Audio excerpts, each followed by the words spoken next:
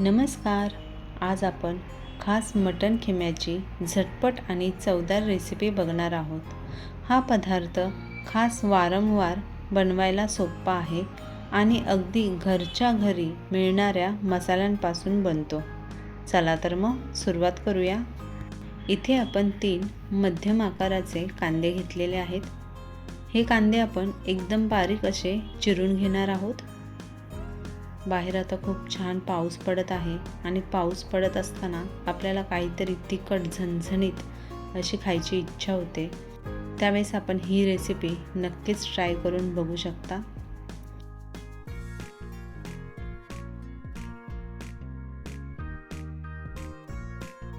हे पहा, कांदे आपण छान बारीक चिरून घेतलेले आहेत. आता आपण एक कढई गरम करत ठेवलेली आहे. त्यामध्ये आपण अर्धी वाटी इतकं खोबरं छान खरपूस भाजून घेणार आहोत.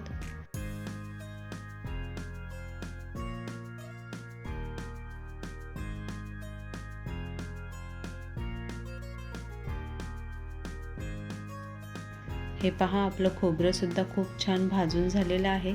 आता आपण हे मिक्सरच्या भांड्यामध्ये काढूयात. यात आपण 6 ते 7 लसणाच्या पाकळ्या, 1 इंच आलं आणि 2 चमचे धने टाकून घेणार आहोत आणि हे मिश्रण छान वाटून घेणार आहोत. आता आपण एक कढई गरम करत ठेवलेली आहे. त्यामध्ये आपण 3 पळी इतके तेल घालून घेऊयात. आपलं तेल सुद्धा छान गरम झालेलं आहे. त्यामध्ये 1 चक्री फूल, 1 मसाला वेलची, 1 इंच दालचिनी आणि 1 तमालपत्र घालून आपले खडे मसाले आपण छान फुलवून घेणार आहोत. हे पहा, आपले खडे मसाले छान फुललेले आहेत. आता आपण यामध्ये 3 बारीक चिरलेले कांदे घालून घेऊयात आणि कांदासुद्धा आपण छान खरपूस सोनेरी रंग येईपर्यंत परतून घेणार आहोत.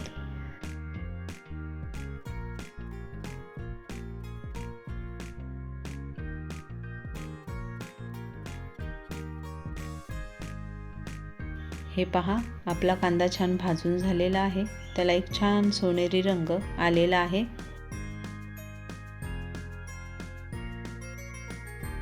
आता आपण यामध्ये 2 चमचे लाल तिखट घालून छान परतून घेऊयात.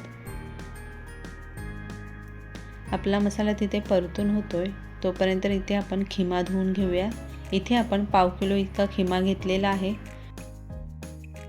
तो पाण्याने आपण स्वच्छ धुवून घेतलेला आहे. आता आपण कांद्यामध्ये खिमा घालून घेऊयात. खिमा घातल्यानंतर छान 5 ते 6 मिनिटं आपण खिमा परतून घेणार आहोत.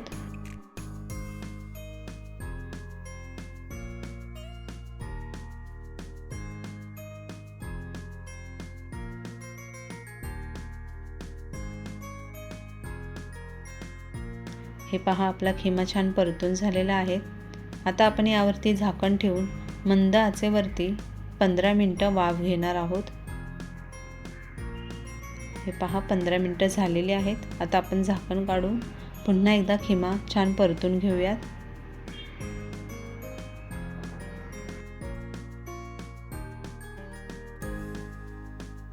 आता आपण खिम्यामध्ये वाटून घेतलेलं वाटण घालून घेऊयात आणि पुन्हा एकदा परतून घेऊयात.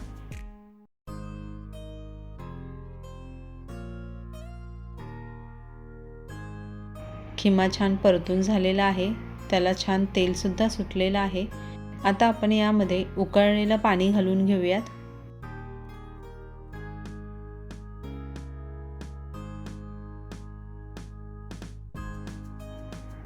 आणि झाकण ठेवून मंद आचेवरती अर्धा तास इतका खिमा आपण शिजवून घेणार आहोत.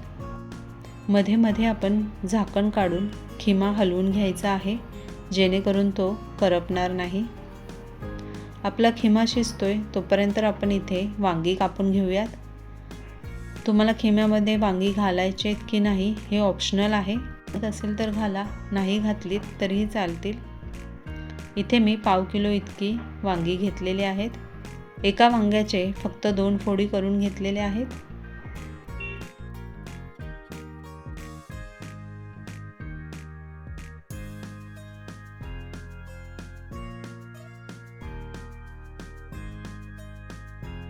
आता ही वांगी आपण खिम्यामध्ये घालून घेऊयात आणि एकदा वांगी छान मिक्स करून घेऊयात आणि पुन्हा झाकण ठेवून मंद आचेवरती शिजवून घेणार आहोत।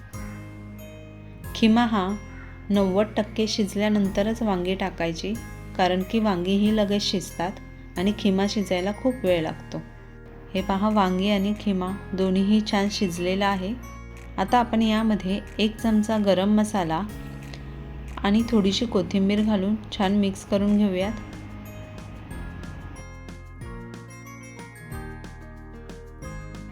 हे पहा, अशा प्रकारे खिमा आपला तयार झालेला आहे। धन्यवाद आमचा व्हिडिओ पाहिल्याबद्दल। पुन्हा भेटूया अशाच एका नवीन रेसिपी सोबत।